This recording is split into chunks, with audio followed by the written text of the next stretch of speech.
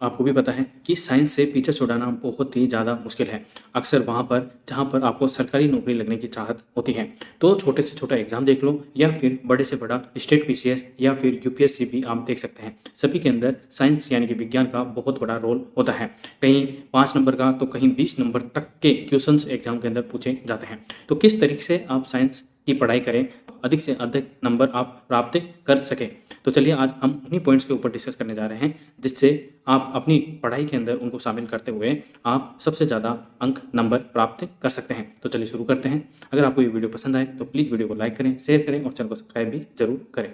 तैयारी करने के लिए जनरल साइंस को फिजिक्स, केमिस्ट्री, बायोलॉजी, पर्यावरण, कंप्यूटर्स और साइंस से संबंधित नवीनतम जानकारी के सेक्शन में बांटा जा सकता है, ताकि आपकी जो पढ़ाई है वो आसान हो सके। देखिए, अगर आप पूरे सिलेबस को अपने सामने रखोगे तो आपको इतना बड़ा सिलेबस लगेगा, बहुत बड़ा लगेगा। अगर उसी सिलेबस के अंदर से एक टॉपिक उठाकर और उस टॉपिक के सब टॉपिक को अगर अपन टाइम से टाइम या डेली छोटा छोटा करके पढ़ेंगे, टुकड़ों में पढ़ेंगे, तो वही सिलेबस जल्दी से कवर भी हो जाएगा और हमको इतना बर्डन भी नहीं लगेगा। तो उसी सपने को साकार करने के लिए आज हम आपके सामने ला रहे हैं कि कैसे साइंस को इस तरीके से बांटें जिससे आपकी जो साइंस की जो नॉलेज है उसके अंदर वृद्धि भी हो और एग्जाम के अंदर आपके अच्छे मार्क्स भी आए। क्योंकि छोटे बड़े एग्जाम, कोई भी स्टेट का एग्जाम हो, चाहे यूपीएससी क्यों ना हो, सभी के अंदर साइंस तो पूछी ही जाती है। तो टॉपिक वाइज समझे। सबसे पहले यूनिट्स ऑफ मेजरमेंट यानी कि माप की इकाइयाँ। एक न एक क्वेश्चन छोटे एग्जाम में देखने को मिलता ही है और कई बार हमको इन इकाइयों के आधार पर न्यूमेरिकल जैसे क्वेश्चन भी देखने को मिलते हैं। जैसे कि एम्पियर हो गया। एम्पियर किसका होता है? विद्युत को होता है, धारा का होता है। मीटर हो गया, ये दूरी का हो गया। मोल ये रेजिस्टेंस, ठीक है, रेजिस्टेंस का हो गया। किलोग्राम ये वजन का हो गया। सेकंड ये टाइम का हो गया। केल्विन टेम्परेचर का हो गया। और कैंडेला, तो ये सारे जो यूनिट्स है ना, इनके ऊपर भी क्वेश्चन पूछा जाता है। नेक्स्ट है, किसी भी एग्जाम में इस तरह की यूनिट बार बार पूछी जाती है, फिर एग्जाम चाहे छोटा हो या बड़ा हो। जैसे कि इलेक्ट्रिक करंट की इकाई क्या है? सातों बेसिक ऐसे यूनिट्स यानी कि स्टैंडर्ड यूनिट्स जो होती हैं, ऐसे यूनिट्स के अलावा स्पीड यानी कि गति, वेलोसिटी, एक्सलरेशन, फोर्स यानी कि बल, प्रेशर, दाब, एनर्जी, ऊर्जा, मैग्नेटिक फील्ड, ठीक है, चुंबकीय त्वरण आदि सभी के मेजरमेंट की यूनिट्स को किसी अच्छे सोर्स से याद किया जाना चाहिए। या तो आप एनसीईआरटी फॉलो कर सकते हैं या फिर ल्यूसेंट की एक बुक आती है साइंस की, ठीक है, सामान्य ज्ञान की, सामान्य अध्ययन की, तो वो भी आप ले सकते हैं। ये अपने तीसरी कक्षा में पढ़ा है और अब रिवाइज करने का टाइम आ चुका है। मतलब एनसीईआरटी की जो तीसरी कक्षा की जो क्लास है ना, उसके अंदर भी आपको यूनिट देखने को मिलेगी, तो आप अभी रिवाइज करने का टाइम आ चुका है। तो सेगमेंट के अंदर यानी कि सेक्शन के अंदर, टुकड़ों के अंदर बांटकर आप पढ़ाई करोगे तो आपको ये याद भी रहेंगे और आप एग्जाम के अंदर अच्छे मार्क्स भी ला पाओगे। सेकंड है इन्वेंटर इन्वेंशन, यानी कि इन्वेंटर और इन्वेंशन, खोजकर्ता और खोज क्या है, यानी कि आविष्कार और आविष्कारकर्ता। जैसे कि फ़ोन का आविष्कार किसने किया? तो ग्राहम बेल ने किया। और अनुवांशिक का आविष्कार किसने किया? और विकास का आविष्कार किसने किया? तो वो सारी चीज़ें एग्जाम के अंदर पूछी जाती है। तो ये सारे इन्वेंटर्स हैं और उनके इन्वेंशन हैं। तो ये आपको दिख नहीं रहे होंगे, आप गूगल पे जाके सर्च कर सकते हैं तो आपको ये दिख जाएंगे। यह प्रश्न भी विभिन्न एग्जाम से नियमित रूप से पूछे जाते हैं कि किसी भी अच्छे सोर्स से इस लिस्ट को याद करते समय एक काम और करें।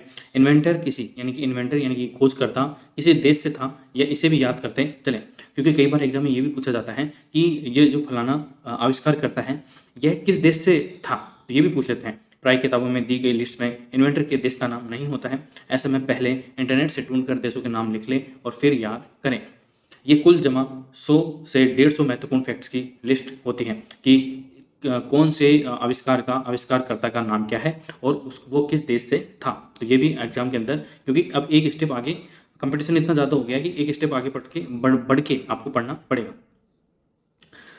थर्ड पॉइंट है हमारा साइंस के विभिन्न विषयों के नाम। साइंस के विभिन्न विषयों के नाम, जैसे कि केलोलॉजी, सुंदरता का अध्ययन, तो सुंदरता के अध्ययन को केलोलॉजी कहा जाता है, तो ये आपको ध्यान रखना है। पीडोलॉजी, शिशु चिकित्सा, पीडोलॉजी को शिशु चिकित्सा कहा जाता है।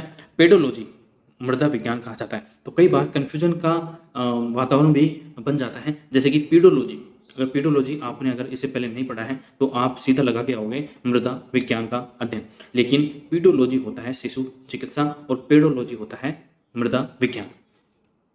तो डिफरेंस जानना भी बहुत ही ज़्यादा ज़रूरी होता है। ये कुल जमा 200 से 250 की लिस्ट होती है जो आपको ध्यान रखना है, जैसे कि पीसी कल्चर, फलाना ढिकाना, कैडोलॉजी, पीडोलॉजी, ऑस्टियोलॉजी, वो सारी चीज़ें। नेक्स्ट जो फोर्थ पॉइंट है हमारा वो है ह्यूमन बॉडी, मानव शरीर।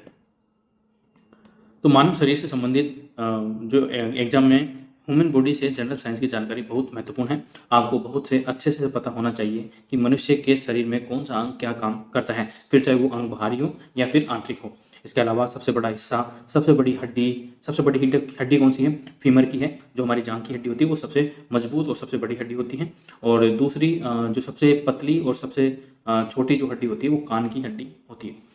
विभिन्न हिस्सों का औसत वजन, ठीक है, औसत वजन भी आपको पता होना चाहिए कि लीवर का वजन कितना होता है, हार्ट का वजन कितना होता है, माइंड का वजन कितना होता है। मेल फीमेल में भी माइंड का वजन अलग अलग होता है।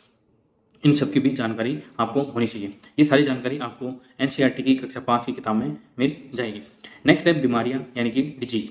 तो जो डिजीज होती है वो भी एग्जाम के अंदर कहीं ना कहीं पूछी जाती है, और ये भी पूछी जाती है कि ये जो बीमारी है विषाणु से होने वाली है या फिर जीवाणु से होने वाली है या फिर फंगस से होने वाली है। तो ये भी आपको ध्यान रखना होगा। परीक्षाओं में इसकी इंपॉर्टेंस के आधार पर इसे मानव शरीर से अलग एक नया टॉपिक दिया गया है। इसमें मनुष्य में होने वाली विभिन्न बीमारियों, उनके होने के कारण, जैसे कि बैक्टीरियल इन्फेक्शन, ठीक है, वायरल इन्फेक्शन यानी कि जीवाणु से, और विषाणु से, फंगल इन्फेक्शन यानी कि फंगस से, ठीक है, फंगस को हिंदी में बोलते हैं कवक से, या फिर विटामिन और प्रोटीन की कमी इत्यादि की जानकारी के अलावा उनसे संबंधित प्रसिद्ध उपचारों, बीमारियां कम्युनिकेबल है या नॉन कम्युनिकेबल, यानी कि वो संक्रमण वाली है या असंक्रमण वाली है, यानी कि छूने से फैलती है या नहीं फैलती है, वो भी आपको ध्यान रखना होगा। तो ये सारी जानकारी आप बीमारियों के अंदर जुटा सकते हैं और इन सभी जानकारियों को एक पेपर पर लिखकर आप याद कर सकते हैं, क्योंकि ये वो क्वेश्चन हैं जो एग्जाम के अंदर पूछे ही जाते हैं, साइंस और विज्ञान के अंदर पूछे ही जाती हैं, ठीक है। नेक्स्ट है, देखिए ये देखिए, अभी जैसे कोरोना आया था, ठीक है, कोरोना वायरस था, तो कई एग्जामों के अंदर कोविड-19 का नाम पूछा गया था और कोविड का फुल फॉर्म भी पूछा गया था। तो कई एग्जामों में कोविड का फुल फॉर्म भी पूछा था, ठीक है। तो ऐसे ही एक खबरों के अंदर जो साइंस से रिलेटेड जितनी भी खबरें होती हैं उनके ऊपर भी आप अपनी दृष्टि बनाए रख सकते हैं, ताकि एग्जाम के अंदर आपका कोई भी क्वेश्चन विज्ञान से संबंधित ना छूटे। इसके अलावा इस टॉपिक के अंतर्गत वर्तमान समय में चर्चा में रही बीमारियां, जैसे कि कोविड-19, अभी जैसे अपन बात ही कर रहे थे, AIDS, acquired amino deficiency syndrome, full form तो आपको पता ही होना चाहिए, मंकी पॉक्स जिसमें छोटे छोटे दाने हो जाते हैं चेहरे के ऊपर, मैड काउ डिजीज, ठीक है, मैड काउ डिजीज, एबोला आदि संपूर्ण जानकारी को भी शामिल किया जाना चाहिए।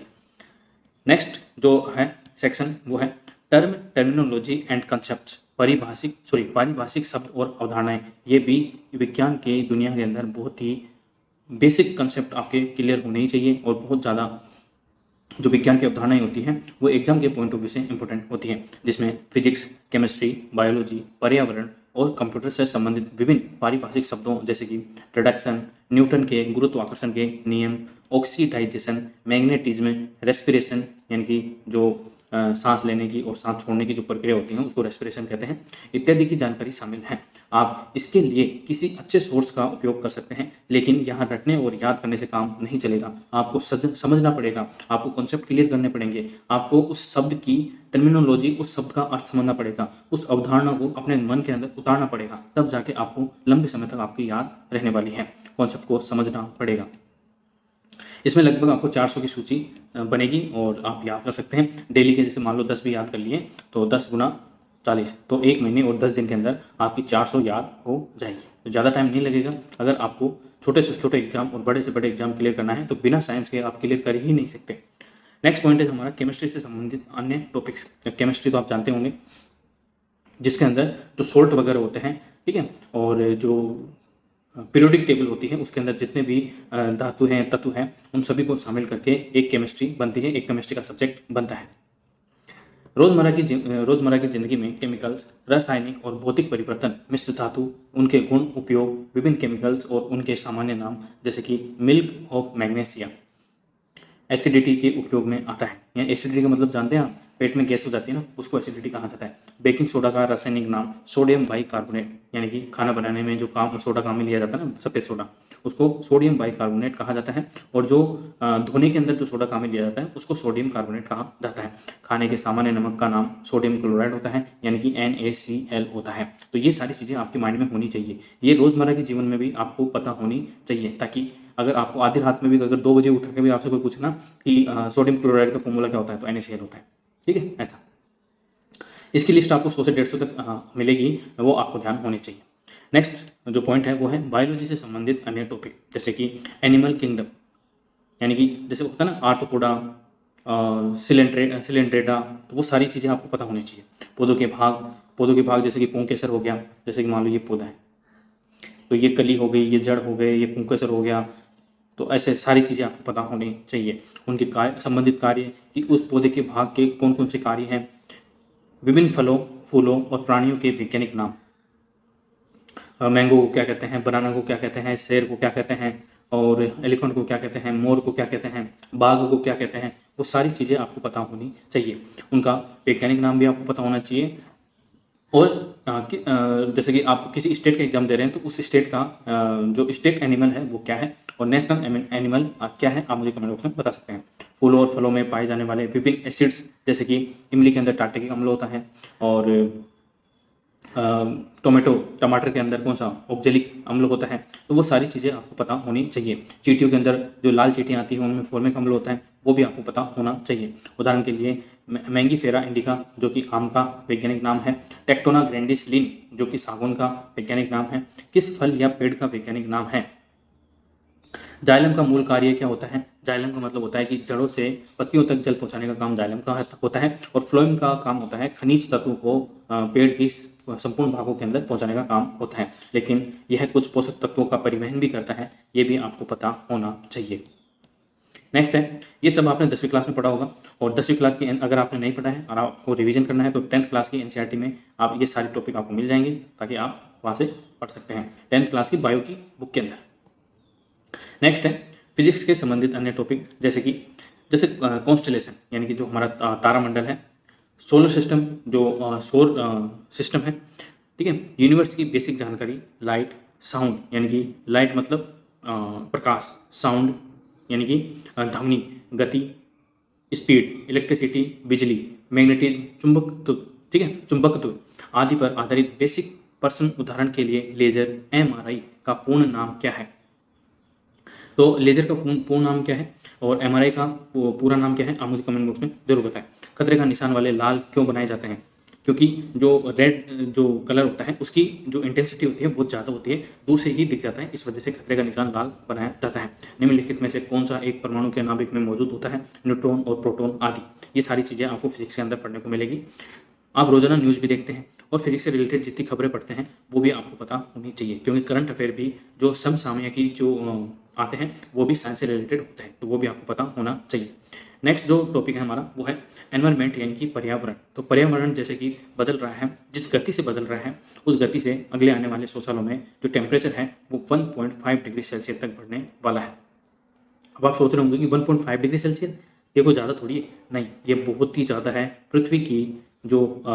पृथ्वी का जो वायुमंडल है उसके अंदर अगर 1.5 डिग्री सेल्सियस की वृद्धि होती है तो आपको ऋतुओं में परिवर्तन देखने को मिलेगा। हाल ही में आपने मार्च के अंदर इतनी ज़्यादा बारिश पहले नहीं देखी होगी जो हुई है, ठीक है।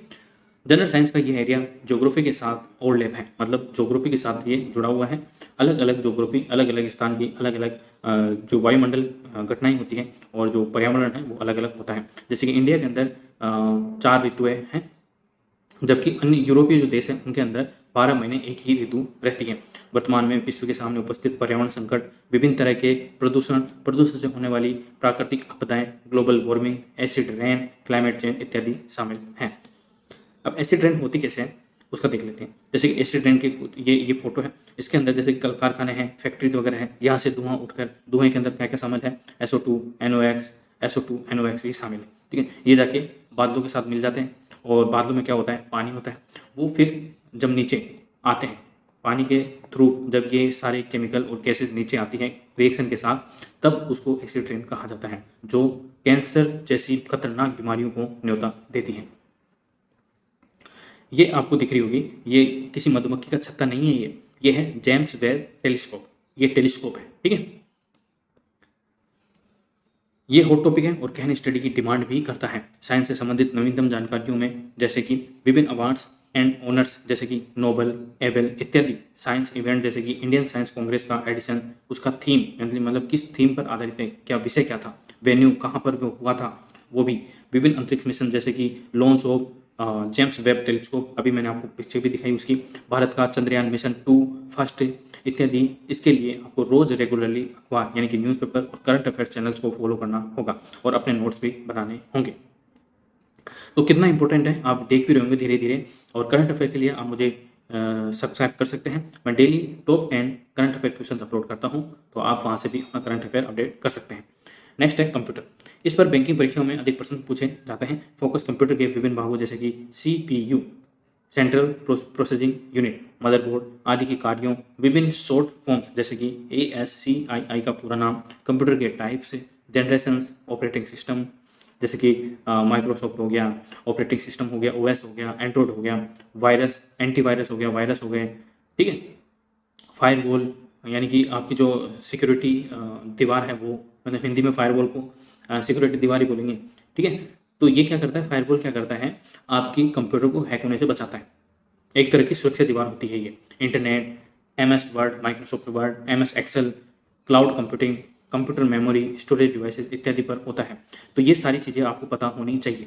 तो ऐसे छोटे छोटे सेगमेंट में बांट कर आप पढ़ाई करोगे ना, तो आपका कॉन्सेप्ट भी क्लियर होगा, आपकी अवधारणाएं भी बनेगी और आपको लंबे टाइम तक याद भी रहेगा। सिर्फ आपको अपने नोट्स भी बनाने होंगे और करंट अफेयर से जुड़े हुए जितने भी न्यूज़ हैं उनके आधार पर आए हुए क्वेश्चन भी आपको, अगर आपके दिमाग में है तो आपको साइंस के अंदर पूरे में से पूरे मार्क्स लाने से कोई रोक ही नहीं सकता।